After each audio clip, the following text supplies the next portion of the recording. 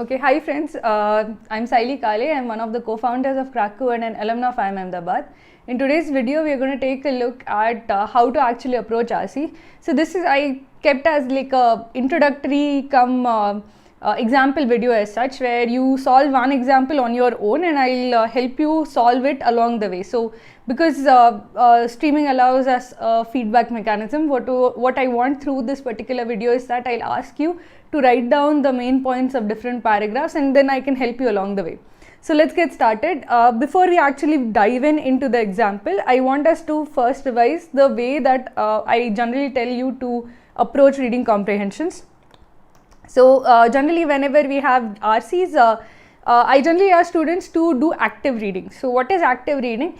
See, active reading is basically not just reading but reading plus thinking. So whenever you are reading any passage, what I want my students to do is after each paragraph you are supposed to write the main point of the paragraph. So that is essentially active reading. I know a lot of students have come back with the feedback that they have started doing this and that their accuracy has improved, and but it takes more time to do. So this is something that requires a lot of practice for you to do fast, and this is going to make your accuracy much better, because you are going to be very much focused on the passage. If you have to actually write the main point of each paragraph, you have to be very focused on the passage. So this is basically the method that helps you focus in on the passage, understand the passage, and then attempt questions. So let's get started, let's dive in. So how to actually do active reading? I'll do a quick run through of that. I just want to know if everybody can hear me, everybody is able to see the slide, everything is okay. I'm seeing your streams also. So yeah, if everything is, everyone is ready, we'll just start with how to do active reading. Okay, so basically active reading, what you should do is, see, if you have a paragraph, you have say passage say of 4 paragraphs, one paragraph here, second paragraph over here, and third paragraph over here. What you should do is, for each paragraph you should immediately write, while you are reading, write down the main point of that paragraph. So this is like say main point 1, this paragraph will give you main point 2, the third and fourth paragraph will give you main point 3 and main point 4. Now when I say main point, it is essentially the essence of the paragraph or the gist of the paragraph. It is the answer to the question, what is the author trying to say with this paragraph? You do not need to write formal language. If you are comfortable in slang, use slang. If you are comfortable in with certain parts written in Hindi or anything else, you can do that. This is for your understanding only. How you write it is entirely up to you. But the point is that when you write this, you should understand the paragraph completely. You should understand exactly what the author is trying to say. So forget form and forget grammar and anything of that sort. Use it like a shorthand notation. So for example, a lot of whenever your teacher used to or lecturer used to explain in classroom or in a college setting, you used to immediately write down notes while the person was speaking, right? So in that time you didn't have the time to write down elaborate notes or elaborate points. You quickly wrote down the basic thing that the lecturer was trying to say, so that you could remember it at a later phase. So similarly, don't take a break from reading. Just while you are reading, say, okay, if I read this, spend a minute to think, and while immediately after thinking, just write down a quick main point as such. So that will be the main points that you have to write down after each paragraph. They have to be rough main points. They are just for your sake, for you to understand what you have, essentially encapsulate everything that you have read in the paragraph. I ask students to do this because the minute you start writing down, you realize that you don't understand the paragraph completely, or you have not really gotten a hang of the paragraph. Then you can actually stop, slow down, and then read the paragraph properly. A lot of students just skim through the paragraph, but the minute you ask them write down the summary, you know that they have only a surface level understanding of the paragraph and they won't be able to write down the summary. So this is a way of forcing yourself to focus, to be completely in the zone as far as reading the paragraph is concerned. So the first thing that you should do while active reading is write down the different main points of the paragraph. Then you write down the overall main point. So once you write down the overall main point, you have a good handle on the passage as such. You know exactly the message that the author is trying to say. Now this main point that you have written down from the paragraph, all the different paragraphs, this main point has to be connected to each of these individual main points. If this main point is not connected to the individual main points, in some way or the other, it would not be exactly a summary of all the main points. But essentially, if you consider the role of each paragraph, the role of each paragraph should be connected to this overall main point as such. So I'll also tell about the role of each paragraph, but just remember that whatever you write as the main point has to be connected to all of these 4 main points. So if your main point is not connected to say one of the main points, then clearly either you have misunderstood the main point over here or this main point is incomplete. This is the basic thing that you have to remember. Why you should write this step? Because it's a good check to have whether you have understood the passage completely or not. Once you have written down the main point of the overall passage as such, write down the roles played by each paragraph in the passage. Generally, the first paragraph plays the role of setting the context. So it tells you, okay, this is what the current situation is, this is what the world looks like. Hence, because the current environment is like this, I think that we should do something, or this is why it is more important to do something like or this way or that way. So the first paragraph generally serves as the job of setting context. That's not necessary. Some of the authors deep dive into the paragraph passage directly, especially if you have a book if you have a book, the author assumes that you have read the paragraphs preceding the excerpt and succeeding the excerpt. So in those kind of passages, you won't get a whole lot of context.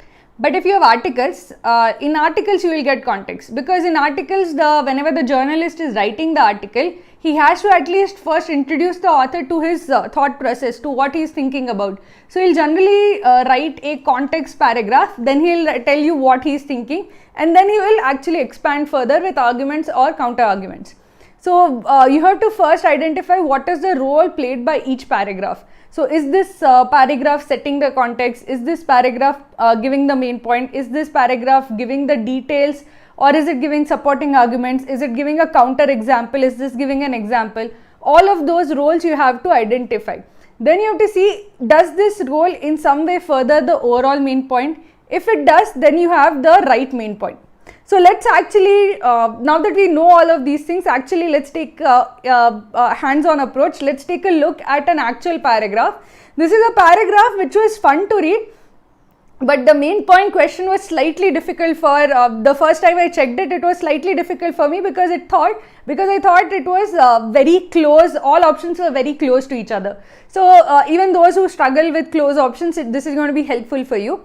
So let's take a look at the passage first. So I'll give you the passage and I'll give you the opportunity to read and write the main point as such. Try to write the main point in the chat window. I'll try to keep an eye out on the chat window. So if you have gotten the main point correct, then I'll tell you. Or if you have gotten or slightly off the mark, I'll tell you that also. So let's take a look at the paragraphs. Just try reading the paragraphs first.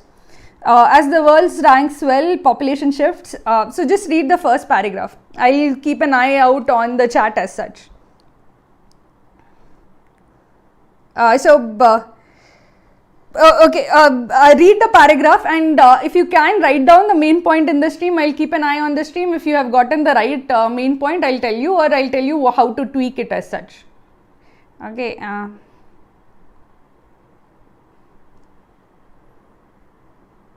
Okay.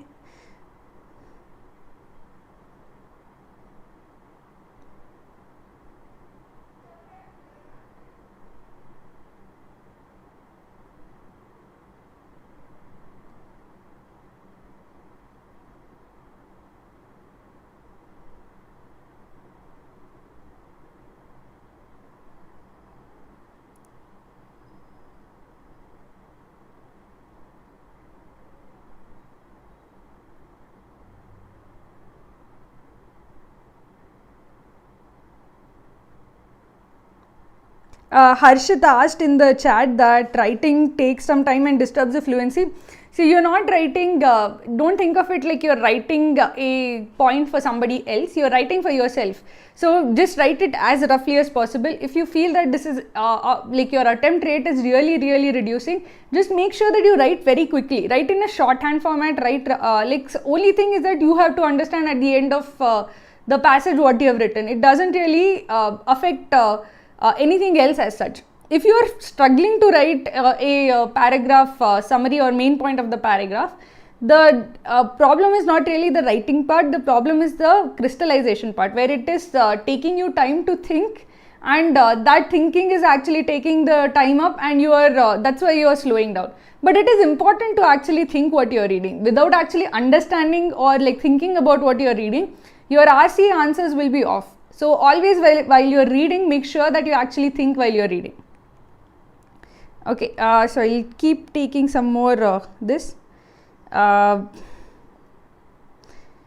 to select RC passage or should I scan paper? So what I would say about selecting RC passages, firstly go with things that you are comfortable with. So a lot of students who are like, for example, engineers are very comfortable with scientific topics. I personally also am very comfortable with scientific topics because the accuracy there is like sky high for me. So the reason for that is that for some people, understanding scientific concepts or questions on that is fairly easy. If you are comfortable with say informative topics or history, go with that. So always scan for subjects that you are naturally interested in, because even though you should not bring your outside bias in, if you have read a lot of text of a particular genre, you have a comfort level with things like that, and it does actually play a role in how well you do a particular passage. So see the passages and see what you are actually comfortable with. A lot of students are not very comfortable with philosophy, so if it's something that you don't really like doing, keep it for last. But in this particular scenario where you have 40 minutes and nobody knows how many passages are going to come, just make sure that you keep your this open for, you might have to actually do, if they give very few passages, you might have to do all passages. So it might not be the case that you have to pick passages as such. So you should be comfortable, you should be ready to do all passages as such, but you should know that okay, these particular topics are something that I actually like solving. So you should go ahead with that first. How many RCs should we do from, should one do each day from now on? So this is by Bhanu. Okay, so she's asking if she should read articles online or should she stick to RC practice. So Bhanu, I would say that start practicing now, because while you should read articles, while you should continue to read, now is also the time that you actually start solving RCs, because the RCs will eliminate any bias in your reading, because in reading you will read from 2-3 sources that you like. So you will end up reading mostly opinion articles or something like that. If you actually attempt RCs, you will get a few informative RCs, you will get a few scientific RCs, few philosophy RCs, few abstract RCs, you will get all sorts of those things. So I would suggest that practice with actual RCs rather than just reading online. Read online, I would not saying that don't read online. It's important to continue reading. Because RCs you will do 1 or 2 in a day, and after that you will get slightly exhausted. But supplement that with an actual reading habit which sustains which is essentially that extra this bit of reading that is required every single day as such. Kushal asked but till now, okay, verbal section is, Kushal asked that his verbal score is very low. See Kushal, the thing is that if you are scoring pretty low in verbal, the first thing that you should actually focus on is accuracy. If your accuracy is good, then you can actually focus on working on attempt rate.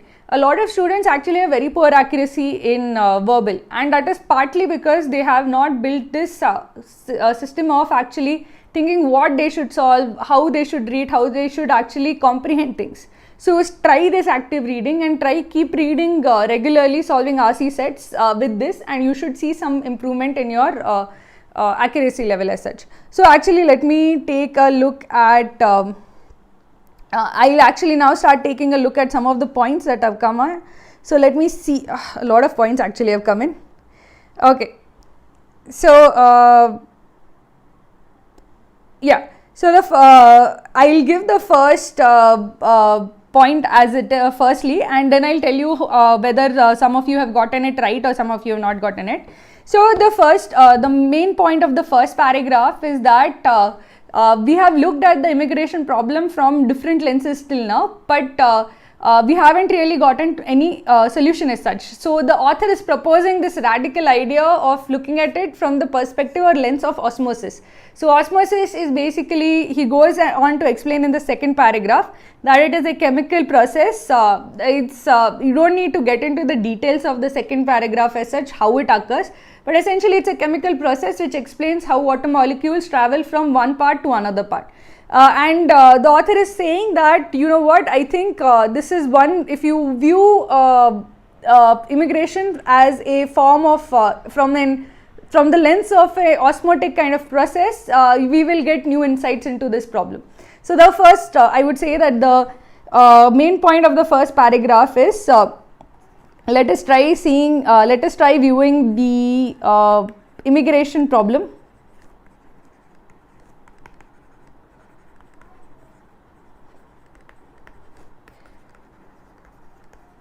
with the lens of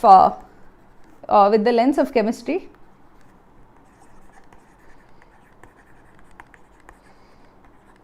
Which he calls the osmotic view of immigration.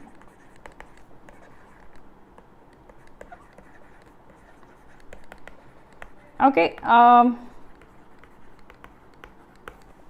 Okay, so this is the basic idea of the first paragraph. I won't really summarize the second paragraph too much because it's the explanation of the process. You just need to know what is there in the second paragraph. What is there in the second paragraph is that explanation of osmosis. Okay, so you don't really need to detail out what is going on. Just write down it as explanation of osmosis. It's how it actually works, the details of how it works does not matter. Just you should know what is going on in each paragraph. In the second paragraph is just explaining osmosis. You don't need to write down anything. You don't need to write down how it actually works, but you just need to understand what is the author talking about. In the first paragraph, he is saying, okay, you know what, let us try to think of immigration from an osmotic view. The second paragraph, he is talking about what is osmosis, introducing osmosis in case the reader doesn't actually know what that is. So let us actually try to see a few this. So we require a different approach to the, okay, so Deepika says that we can't find a solution for the migration problem, so we find more like the concept of this. So second part is right. So it's not that we can't find a solution for the immigration problem. The author is saying that we have failed to find with the current ideas. So let's think of it from a different view. If your problem, you can't solve a problem by the current solutions are not working, let's take a different perspective to find a solution. So that is basically, there's a slight change in the first part. Let me try to go immigration problems. Okay, so Vishal, your first paragraph is dealing with immigration problem and second paragraph is example to substantiate it. It's not. So first paragraph is introduction to the idea. Let's use this lens to view the problem, and second is actually just introducing what this lens is. Okay, so it's not an example to substantiate it as such. Okay, I'll see a few more. P1, introduction of osmosis. What is osmosis? Now essentially in the first paragraph, it is important to realize in the first paragraph the author is introducing the concept that he is actually talking about. This is important where he is saying that what if we saw the flow of populations as the human equivalent of osmosis. That is crucial to what he is actually saying. He has said that okay, immigration has failed, but he is saying that we need to think of human migration as a problem or from a chemistry point of view. That is the important part. So you should not miss that in your main point as such, because that is essentially giving you an idea of what is going on in the paragraph as such. When we take a look at roles, it's important that you identify this as like crucial. So now that you have seen these 2 points, 2 paragraphs, let's take a look at the next 2 paragraphs. So take a look at the next 2 paragraphs and I'll try to answer a few more of the guys as such. Okay, so take a look at these 2 paragraphs and write down the main points. I'll try to take a look at the main points as such. Okay,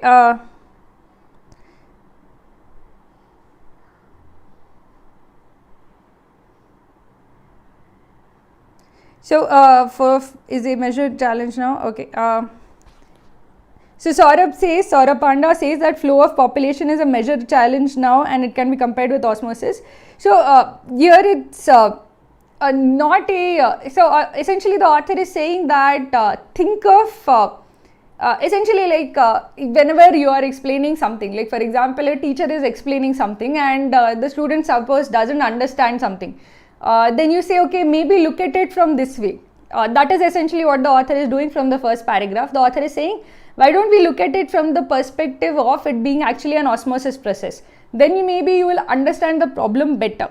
Okay, so let's take a look at the next two paragraphs. Keep updating in your comments. I'll try to read them and try to give you feedback on the your main points as such. If anybody has any other question, I'll just try to. Karthik asked, is giving sectional mocks beneficial? Yes, giving sectional mocks is very beneficial, but at the moment we are kind of trying to shift the pattern.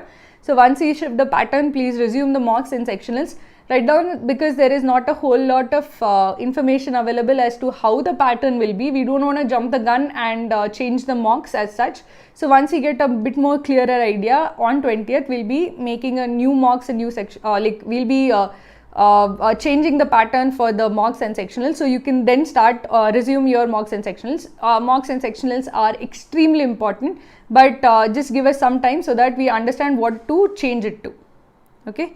Also please like the video, because if you like the video it will actually reach more people and it will help more people as such.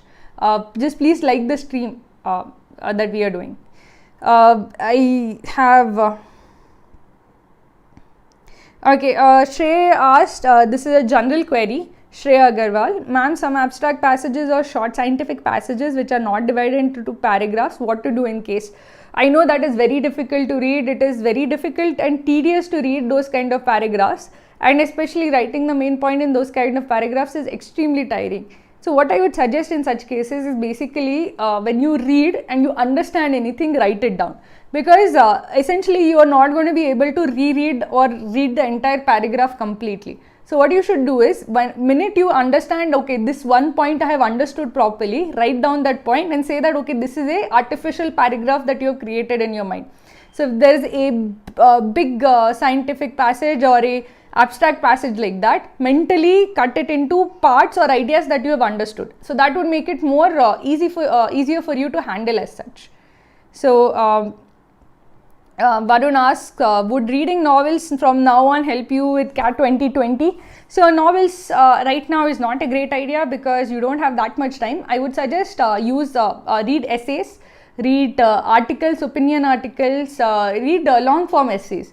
So all of these will help you more, better payoff for the effort than novels. The novels will not give you the required amount of diversity in your reading. So read novels for your own sake or for your own happiness, but the amount of benefit that can be derived from novels at this moment particularly is lesser as compared to other sources of reading.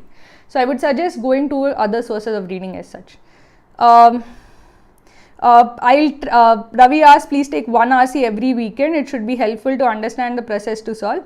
See, I'll try to do this. We are just starting off with streaming, and we are trying to do as many streams as possible. So definitely this is on the table, and I'll also try to do as many different types of RCs as possible. Okay, would there be similar sessions for DILR? Aruhi asked. Yes, we'll definitely try to put some sessions for DILR as well. So let us take a look at the okay. So imagine so basically I'll take a look at a few this, and then we'll try to see who got it right and what the right points are.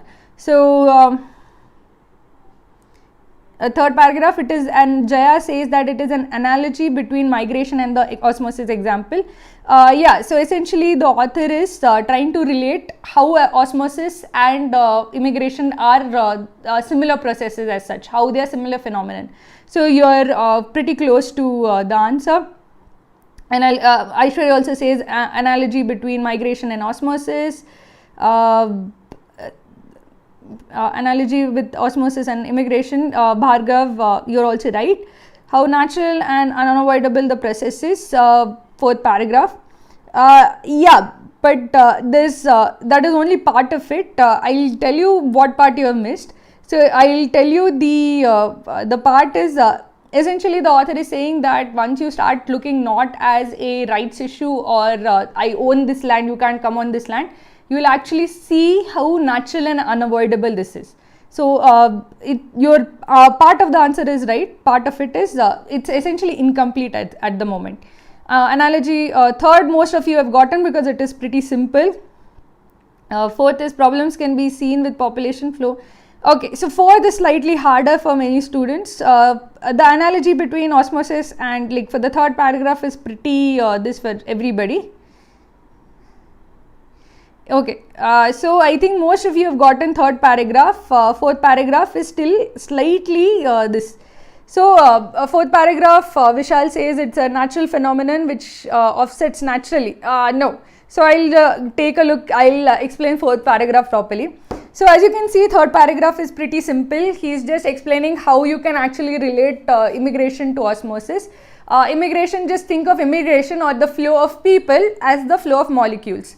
When you have water flows from one side to another side, when the salt in one side is greater, the place with lesser salt, water molecules will travel from that place to the place where water salt is greater. So that's osmosis. So similarly, when you have disparate levels of sources or inequality in resources, one place has a lot of resources, the other place has very few resources, then you are going to see flow of people. People are going to flow from the place with low resources to the place with high resources.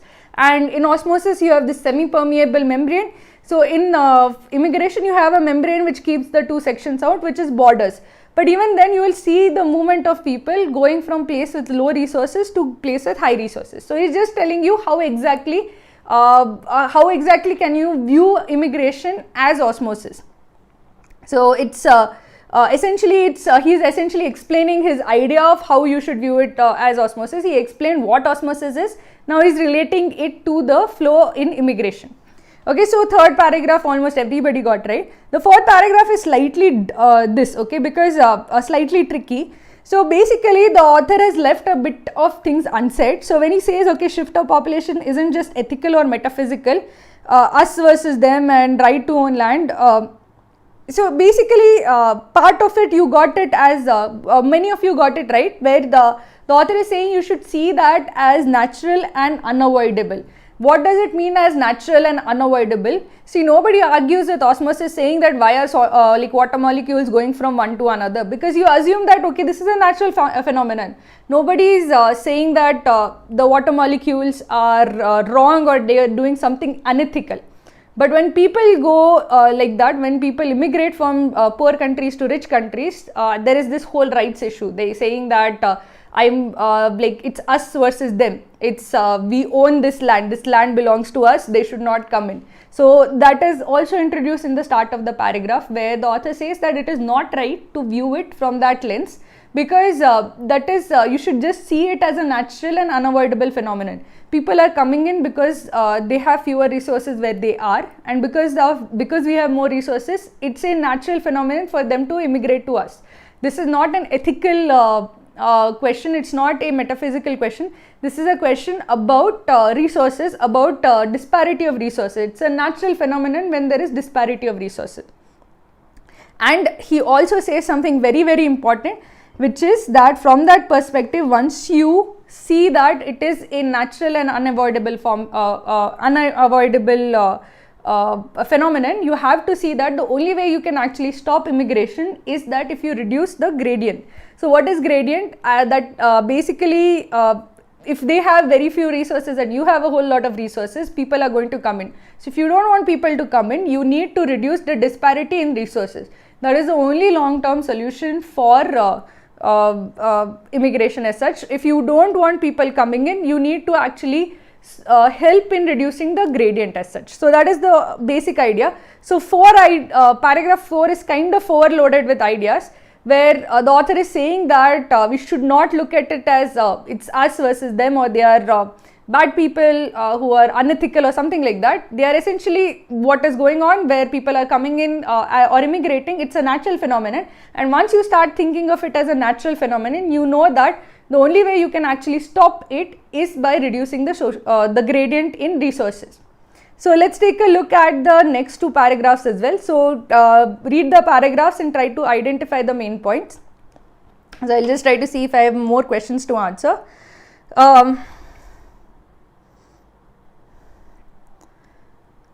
Okay, Soumya is asking that how to improve vocabulary. Sometimes I'm not able to understand a few words, due to which I misunderstand RCs. So I would actually see vocabulary comes through reading, and if you read widely, your vocabulary will improve. And this is something that I have heard a lot of students complain about, especially students who come from who have not had English medium schooling. For them, a lot of words are fairly tricky and they struggle with a lot of those words. So for them, even though they understand or their comprehension skills are good, because their vocabulary skills are not good, they feel very underconfident about RCs. And this is one of the students that worked with us face this a lot, where that person would read the RC, they would get a sense of what the author is saying, but because they would trip up on certain phrases or certain words, that person would actually choose the wrong answer, because he would feel that I didn't really understand because I didn't understand this word or I didn't understand this phrase. So to that person, I just said that delete that sentence or delete the phrases. If you don't understand, just ignore that sentence, because it will rarely happen that that sentence would be the pivotal point. It can happen that it is pivotal, but mostly whenever the author is saying something, it is going to be consistent throughout. So even if you delete that particular part, if you are able to understand the remaining parts, you will be able to answer the RC as such. A lot of students who struggle with vocabulary have excellent comprehension skills. They just feel underconfident because of words or phrases or all. It's completely unnecessary. Just go with what you understand. Don't second guess yourself because you don't have a great vocabulary. It's not needed. That student actually came from Hindi medium and he actually went to IMC. So don't beat up yourself. Don't be that I won't understand RCs or I don't have a good vocabulary and that's why I'm struggling. Trust your comprehension skills. They are enough for you to actually convert, even do well in vocabulary, even do well in verbal section and RC section as such. So, okay, one second, I'll just see some more questions before I give the main points of this. Hey, I see somebody gave, Abhishek Thakur gave 20 rupees. Thank you for that. That's very sweet of you. I'll try to solve as many questions as possible before we actually start with the main points of this. So please put in your summary so that I can take a look at them. Let me see before we go on. Okay. Shivam asked, how do we analyze VARC mocks and sectionals? So VARC mocks and sectionals, how would you analyze it? See, basically focus on whether or not you understood the essentially what is being tested in this section is your comprehension skills. So you should make sure that you have correctly understood the section. So if it happens that you misread a particular paragraph or misread a particular part of the passage, then you have to take that as feedback that you had to slow down over here, or you had to actually read something more carefully. Accuracy is very, very crucial in VARC. If you have high accuracy, if you clearly understand and then you go to answering questions, you can actually answer questions pretty well. So the thing that you should really actually focus on is that for every RC that you solve, just make sure that you actually understood the RC properly. If you made mistakes in understanding the RC, that is basically where you should see that, okay, why did I actually make a mistake in understanding this? What tripped me up? In the PJ and OOC part, just make sure that this happens to a lot of students, because in PJs, OSCs and para summaries, they don't spend a whole lot of time because they are low on time when they come to that part. So just see when you are analyzing the mock, were there words or phrases that you missed? Were there parts of the PJs that if you had read it properly, you would have gotten it? So that is also important to see whether it was just something that you missed, or it was a question of enumeration. So essentially every PJ and OC has these implicit clues of how to order, and if you have not gotten it right, you have missed some clue. So you have to go back and see, okay, what did I actually miss?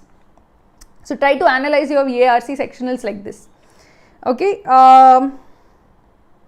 So let us, okay, so Pramod is asking for some tricks for VARC. I'm sorry, there are no tricks for VARC. You have to build your comprehension skills, whether it is RC, whether it is para summary, whether it is para jumbles or OC, all of them essentially test your comprehension skills. So what are comprehension skills? Comprehension skills are your ability to distill down an idea into one sentence. If you understand or grasp the idea in a single sentence, you will be able to answer all of these questions. Now, since they are all testing the same skill, if you have this skill, you will do well. If you don't have this skill, you will struggle. Max, you can have tools for PJs and OCs, and I've discussed this in my videos, where you can use transition words, you can use connecting phases and all. So that can actually help you. Those are some tricks that can actually help you in PJ OC. But as far as RCs are concerned, it's hard work. There is no shortcut as such. Let's okay, is 2 months enough for CAT? 2 months is enough. See, ultimately it depends on where you start and how much time you are ready to devote. So if you are starting from the very scratch, you are going to have to devote a whole lot of time because you have only 2 months. So you should be ready to put at least 6 hours every day. If you are able to do that, you will be able to cover up the portion in 2 months. So you should be dedicated. If you are dedicated, 2 months is more than enough. Let's okay, so Shashi Ranjan put the that the problem can't be solved by increasing the impermeability of the membrane, that is increasing border security. The force is enormous, and then he points out that no one is leaving home until it's dangerous, I'm guessing. So essentially Vishal says that immigration takes place because some of the countries are facing walls and security won't stop it. I would say that Shashi Ranjan, you are all pretty much there. Vishal, you are slightly incomplete with that, where the author is saying that currently what you have done till now is that you have just tried to make the membrane impermeable, but that is not going to happen because people are very super desperate. So it is never going to be perfectly impermeable, and if you just focus on that, you are not actually going to find a solution to this problem. So partly you have missed the fact that people have focused on borders, which is a mistake. Samad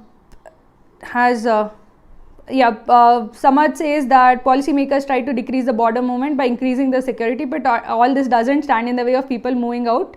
Problem could have been dealt better if acknowledged on time. Samad, you are pretty much there on this. With P6, you are missing the last part, which is about the impending migration, but otherwise you are fairly on point there. Divyash asked, should we focus on the passage more or questions more? Focus on the passage. If you don't understand the passage, what are you going to answer in the questions? So focus on the passage, understand the passage properly, then move to the questions. I know a lot of students work with option elimination, but option elimination essentially is a bit of a where you are like playing that, okay, this is 50% chance of actually getting it right. I feel that as far as RCs are concerned, just going with what sounds right without actually understanding is a poor strategy, because it will lead to a pretty low accuracy level as such.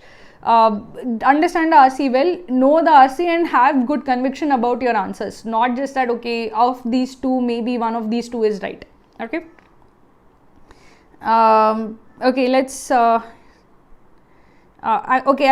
move on to writing the paragraph summary for these 2 points. Okay, so what is the 5th point? A lot of students actually got this right. That is because we have looked at this problem as an ethical problem or a metaphysical problem, or basically just because of the way we have looked at immigration for so long, the policy makers have focused on the wrong things, which is basically making the border impermeable, stopping the movement, policing the borders. But that is essentially pointless, because you are underestimating how desperate people are. So when what is the point of this? This basically says that when people are leaving their home, everything and coming, they are coming with like in that form because they are super desperate. When home is mouth of a shark basically means that you are absolutely desperate to get away. So basically the author is saying that when you say that I'll make the border impermeable, you are completely underestimating how desperate people are to actually how desperate they are to immigrate. So essentially the main point of the 5th paragraph is that current way of looking at immigration,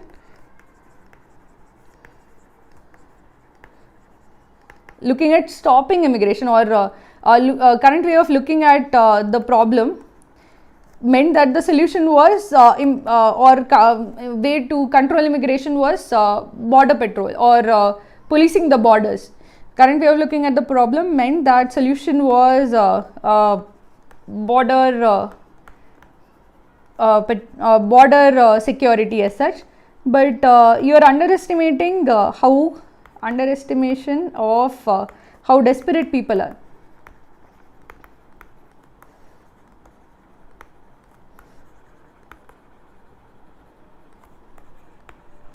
So essentially what is the author saying with this? The author is saying that you are ignoring the way you are looking at the problem is bound to fail because you are looking at the problem incorrectly. Now the 6th paragraph, basically what has the author said? The author has said that if you had actually seen it as a natural phenomenon, you could have acknowledged it and dealt with it better.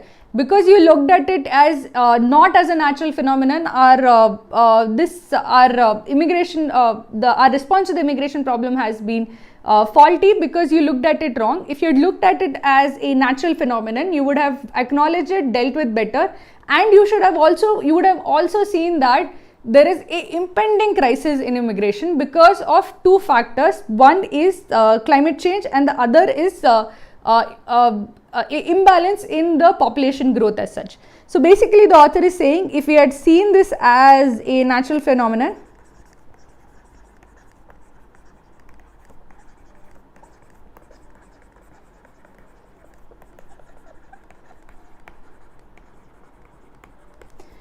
we would have acknowledged it better.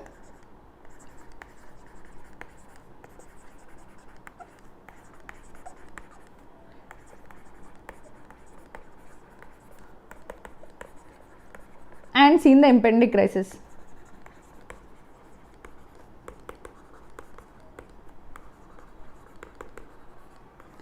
So let us take a look at the next 2 paragraphs. Oh, sorry. Okay. Oh, okay.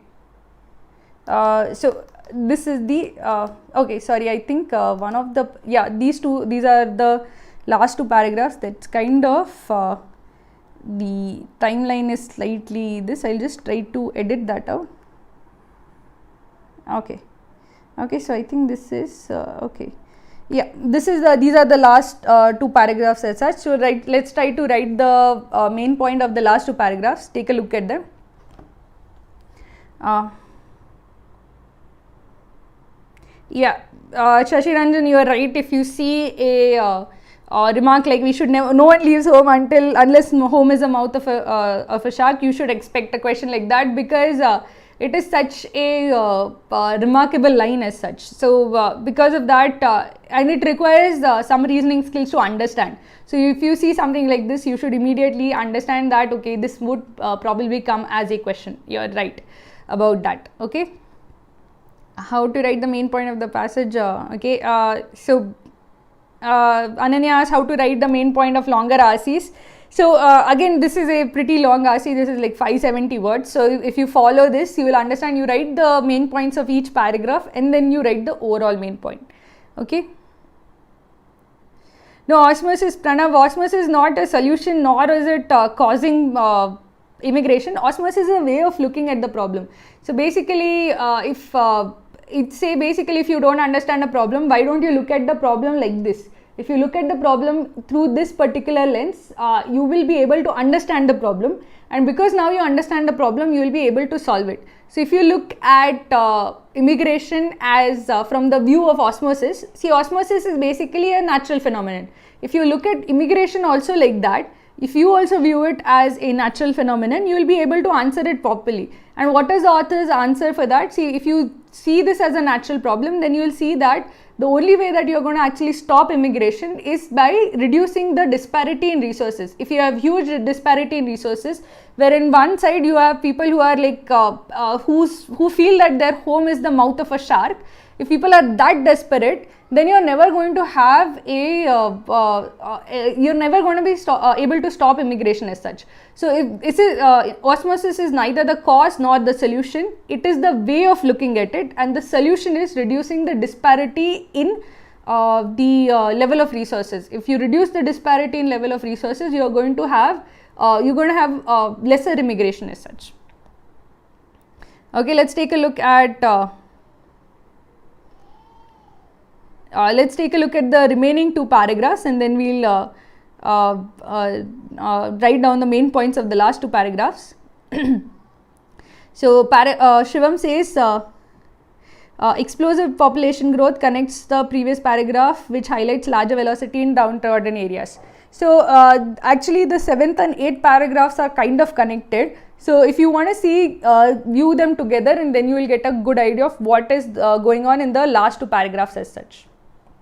So let's so just write down for both of them and you will get an idea. Increasing growth of due to this uneven growth rate. Okay, yeah. So Anshul, you have gotten it right. Anshul Goel, increasing growth rate of population in mid 20th century due to less famines, wars, etc.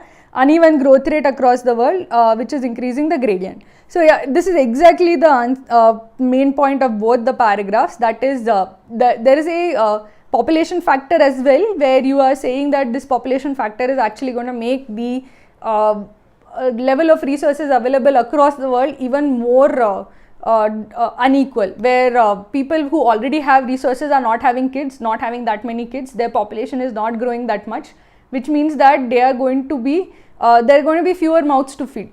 So essentially the disparity in resources is actually going to get worse, where there are going to be more people in the poorer areas than the richer areas. So the gradient is going to become even worse. So that is the essential point of the last two paragraphs, that there is a imbalance in how population is growing. The 7th paragraph says that there was this population explosion, but because earlier there used to be this wars, famines, etc., which used to keep a lid on population, but after mid 20th century the population essentially exploded. So 8th paragraph says that okay, that explosion happened, but now it has mostly stabilized, but the stabilization has not taken place equally in all areas. In some areas like Europe, it is now actually negative fertility rate, but in some areas like poorer areas like sub-Saharan Africa, the population rate of growth is actually 2.7% per year. So the author is saying that the poorer areas are going to increase their population much faster than the developed or richer areas. So this is actually going to make the unequalness of resources even worse. Okay. Yeah, Varun Gupta, imbalance in the growth rates of countries, population growth rates of countries will further drive the immigration. So you've gotten the main point, perfect. So that is the exact main point. So let me write that down. So the main, essentially look at this as the same paragraph, because the author has split them up into two parts, but the main point of the point that he is trying to make through both paragraphs is the same. That is, population essentially exploded post mid 20th century. It has now stabilized, but population growth rates are unequal across the world.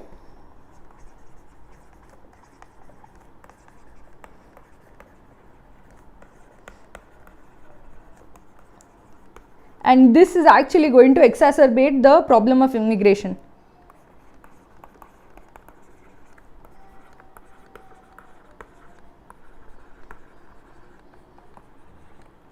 The problem of immigration.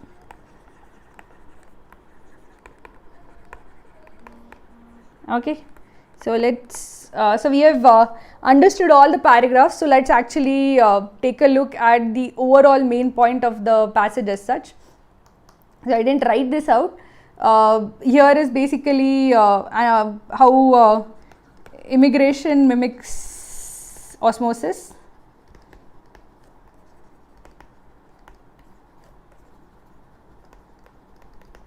And the point of this is that like osmosis, immigration is natural and unavoidable.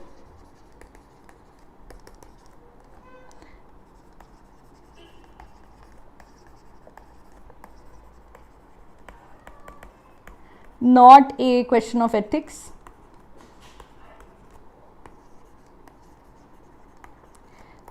We should reduce gradient.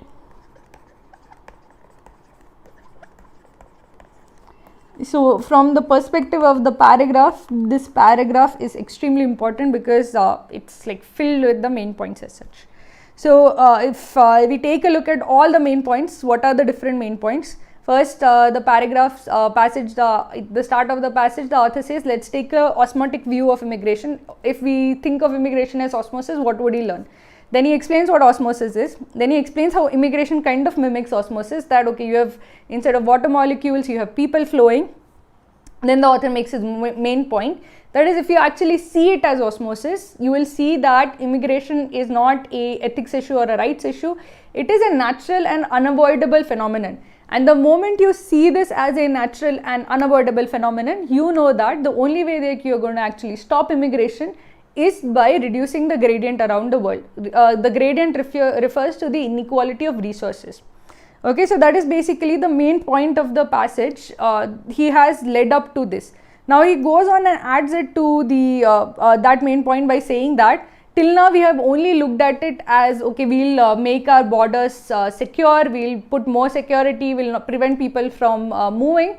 But this kind of underestimates how desperate people actually are. If you had actually seen this as a natural phenomenon and not as an ethical problem, we would have acknowledged the problem a lot earlier, we would have dealt with the problem a lot earlier, and you could have seen the impending crisis coming. And there's an impending crisis coming because of two factors. Firstly, there is already this inequality in resources, and this inequality is actually going to get worse, firstly because of climate change, and secondly because of different rates of population growth.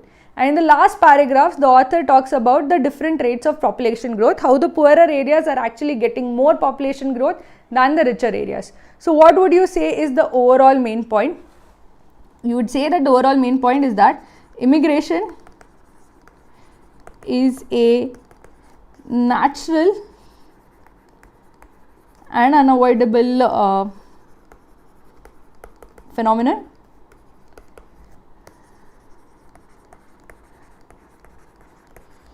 Seeing it as this, the only way to stop it, only way to stop or reduce it is to address or reduce the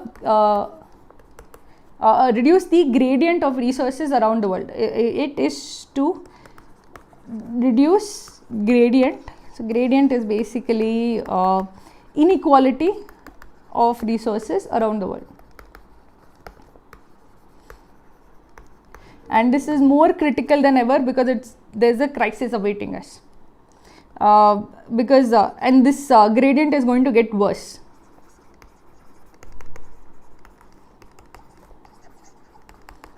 So this is my idea of what is the main point of the paragraph as such. So this is after I see the main points of individual paragraph, I summarize it as this. So I'll take a look at the paragraphs again and see have I actually encompassed everything.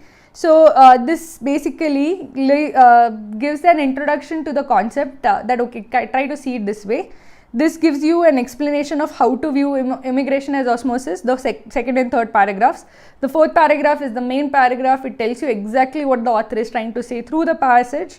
And this fifth and sixth paragraph basically say that why we have failed to address immigration, because we have looked at it wrong. If you looked at it as a natural phenomenon, we would have come up with a better answer. And the seventh and eighth paragraph essentially tell you that if you had actually looked, if you see this as a natural phenomenon, you see that this is going to get worse as the gradient worsens. Okay, so now that we have understood the paragraph, let's take a look at the question. So the first time I checked this question, actually I was slightly confused because all of the options looked the same to me. So take a look at it and try to answer the question, and then I'll try to answer the question for you. So take a look at the options and let's go through each of the options in some time.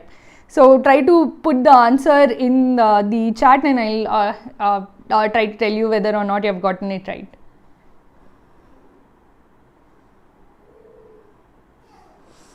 This Mahesh, yeah, this is a long paragraph, a long passage. This is on the longer side at 574 words. Mostly nowadays RCs vary between 400 to 550, so this is slightly on the upper side, but this is a good passage because each paragraph has a point. It's easy to understand what is the overall main point because there is a lot that is going on in this particular passage as such. So I like the passage for that reason, but it is on the longer side. I'll give that to you. So some people are saying D, B. Let's see some more answers so that we understand quite a few A's and B's and D's. So as I said, even if you understood the paragraph entirely, you would still be confused because the options are so close together. So that's why this is also one of the reasons why I chose this passage, because a lot of students struggle with RCs with close options. So this would help you in how actually do I choose between some when the options are so close to each other. Yep, so C's, D's, we have everything. We have A's, B's, C's, D's. Okay, so I'll give you the answer. The answer is option A.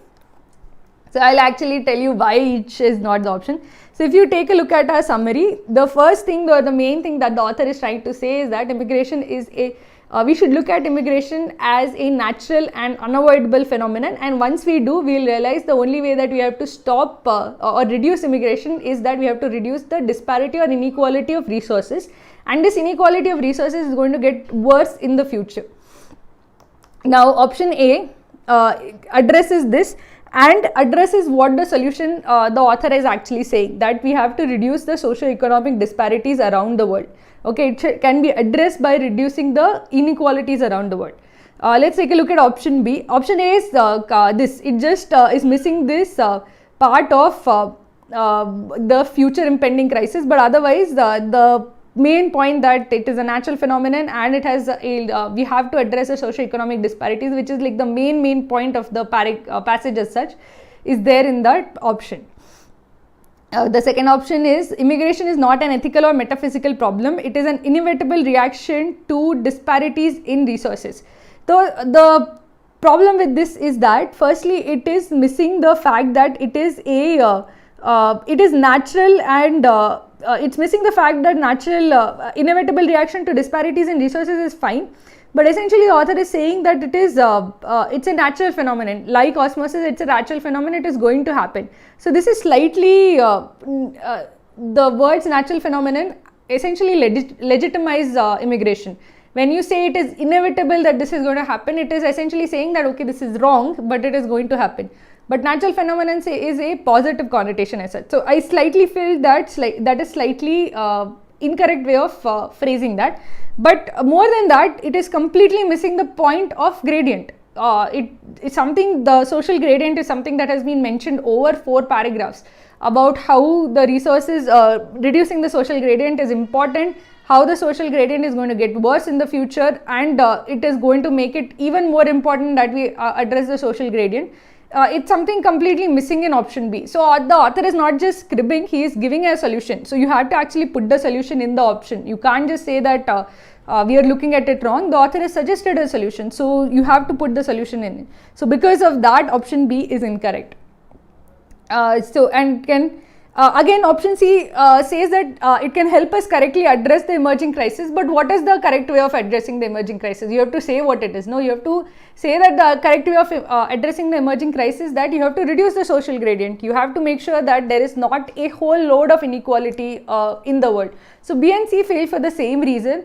That is that you have to actually say that we have to act and reduce the social gradient across the socio-economic disparities around the world. We have to reduce the gradient of resources, because if we don't do that, the current policies of border patrol, all of this is not going to work. So this is also missing that key point as such. You have to mention that it is like the natural and unavoidable phenomenon is top as far as the main point is concerned. reduced gradient is second. The third would be that we have a bigger crisis on hand. So first two at least have to be there, and this is missing the second part. So I think that this is the wrong answer as such.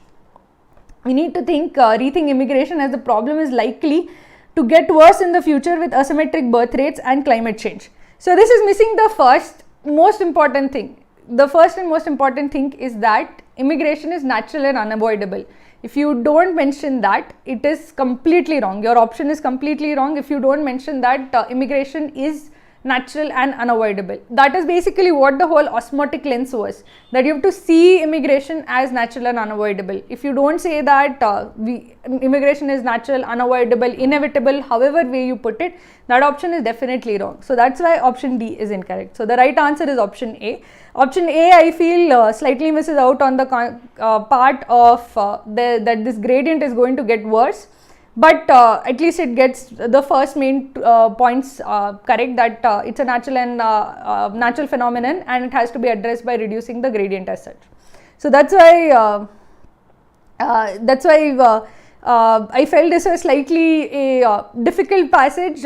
So many paragraphs, a lot to read, and a fairly elaborate main point as such, because the author has this is a persuasive RC. The author is trying to make the case for seeing immigration in a particular way, seeing it as a natural or unavoidable phenomenon, and having a shift in policy in how we actually deal with immigration.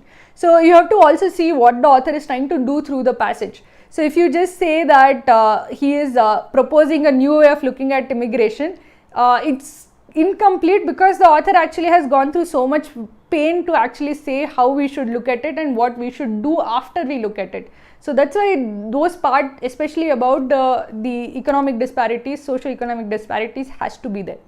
So that's why the option A is the better answer of the remaining of the four options. As you can see, all four options have a element of truth to them. Option D is also partly right, option C is also partly right, option B is also partly right. So it essentially became picking best among all that seem probable. So these kind of questions are fairly difficult, because you feel that okay, this also has some point, this also has some point. So there you have to have a priority order of main points, and the priority of order of main points is that the first part, main part, that how we should look at immigration as a natural and unavoidable phenomenon, and its solution has to be there. After that, if any other detail is given, that's fine, but these two have to be there. So this is essentially how you should answer where you have RCs with close options. I will try to answer more questions that are there in the this, but I will try to answer more of these. Please let us know through the comments also if you would like us to cover more RCs, what kind of RCs you would like us to cover, and if you have any particular passages that you found very difficult to read or something like that, let us know. We will try to cover them through this team.